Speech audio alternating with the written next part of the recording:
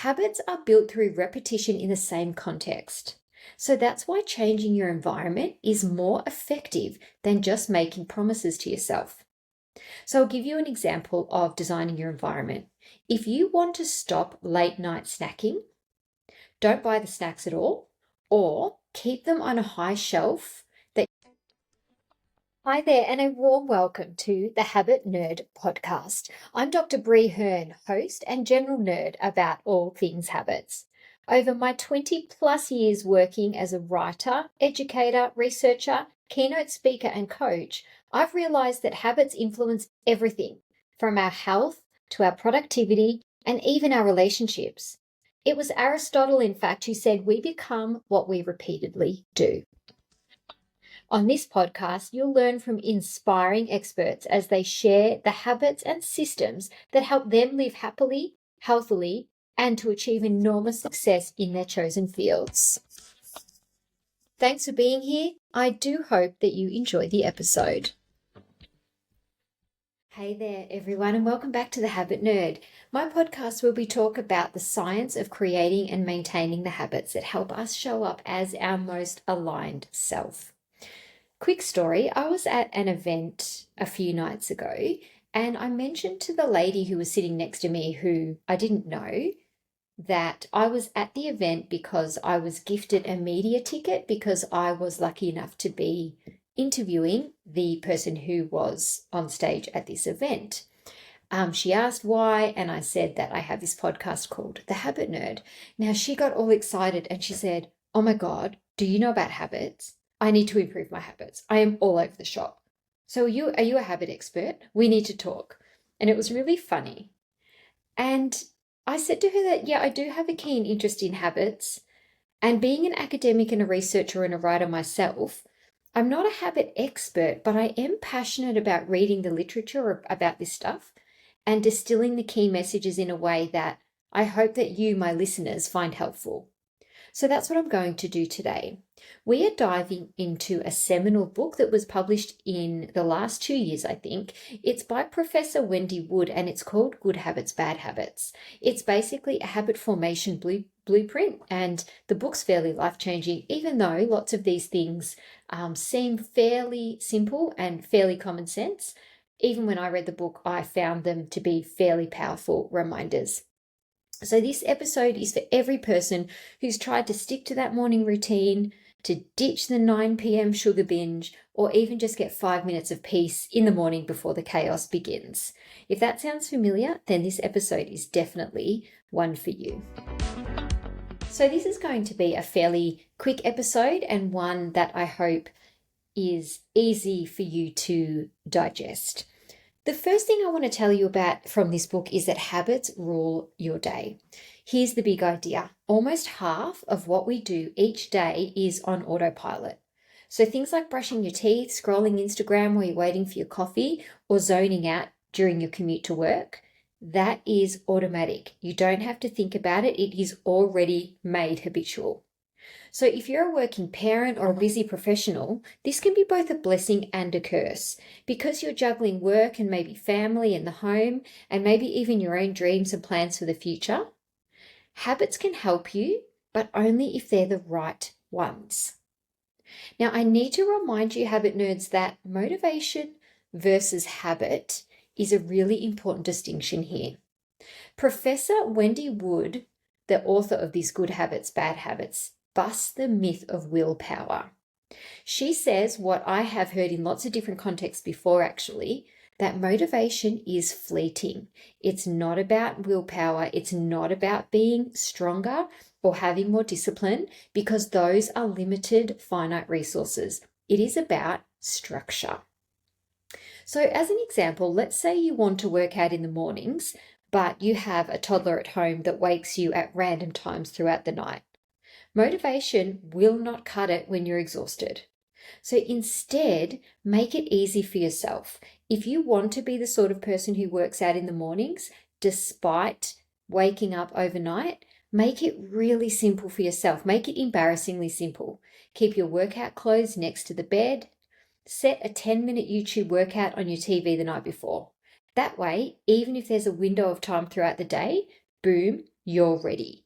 So you're making the system easy and you're overcoming the need to feel disciplined and to feel motivated when life gets in the way. Are you smart, capable, and secretly exhausted? You are not alone.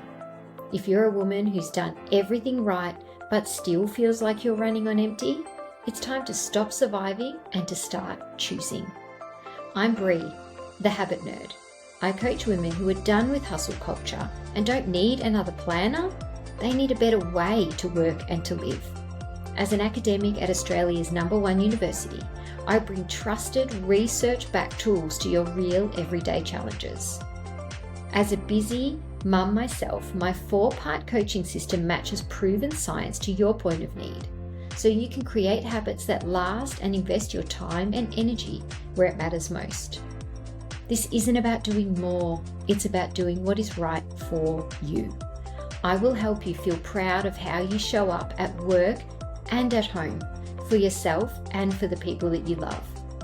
If you're ready to feel focused, fulfilled, and in control without burning out, let's talk.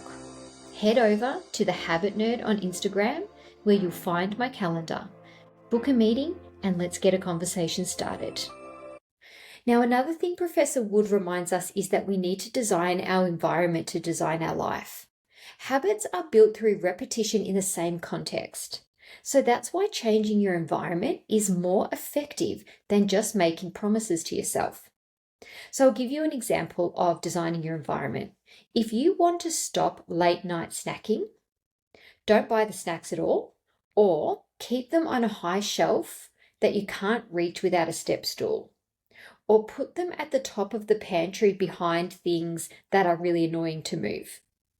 If you want to read more and you want to read before bed instead of being on your computer or on your phone, put the book next to your bed instead of your phone. Charge your phone in another room or on the other side of the bedroom.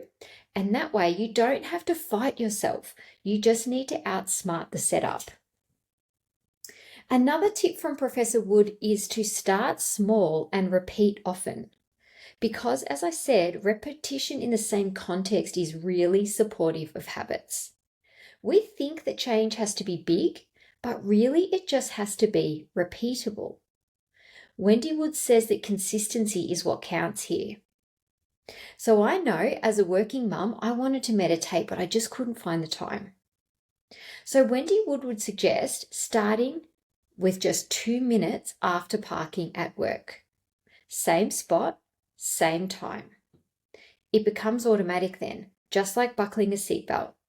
This is the power of small habits done regularly, because there's a reason that you don't think about brushing your teeth. It has become habitual. It has become automatic. It is the consistency and the repetition that has embedded that into your brain. So you can do that in small ways if you repeat the new habit often enough.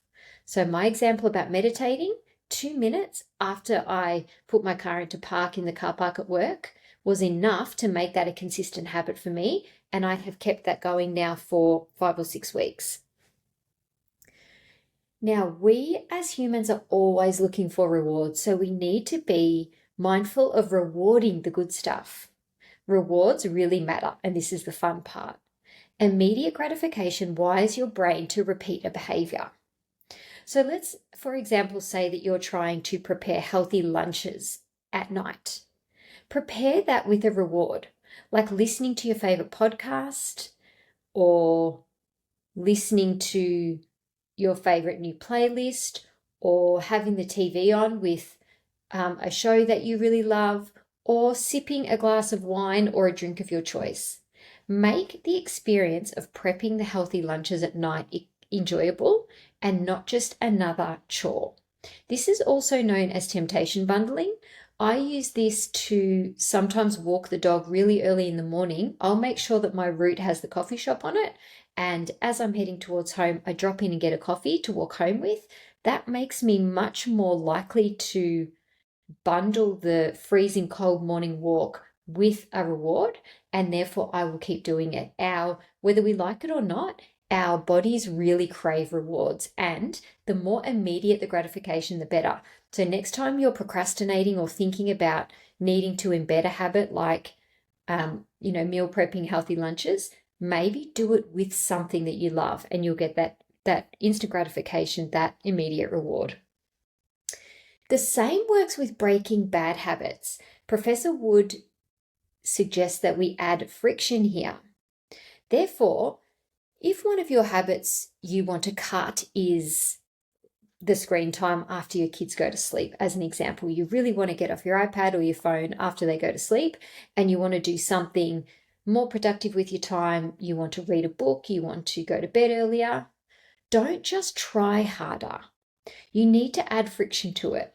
So put your charger in another room. Delete social media apps on weekdays maybe, and set downtime limits on your phone. Habits stick when they're easy. So make the bad ones harder. And a final thought, habit nerds, from Professor Wood is that habits work for you. They aren't about perfection, they're about structure. We don't need more pressure, we need more support from our routines. So make small changes, smart design, and hopefully that will cause less stress. Start with just one habit a week. Maybe it's a 5-minute prep routine before bed, or a phone basket at the door so you're more present with your kids. Whatever it is, you've got this.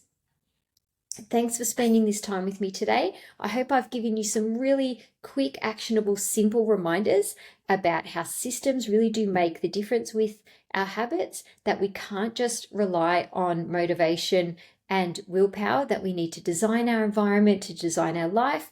We need to start small and repeat often. We need to reward the good stuff, and we need to add friction to the bad stuff. I look forward to hearing what you thought of this episode. Thanks for spending the time with me, and I will see you next time. Thank you for tuning into this episode of The Habit Nerd. I hope you found some new inspiration, learned something new, or gained a fresh perspective. If you did enjoy the episode, I would be really grateful if you could please leave a 5-star review, as it helps the show get in the ears of new listeners, plus it should only take you 5 seconds. If you're keen for more tips and insights, then head over to Instagram and follow Habit Nerd.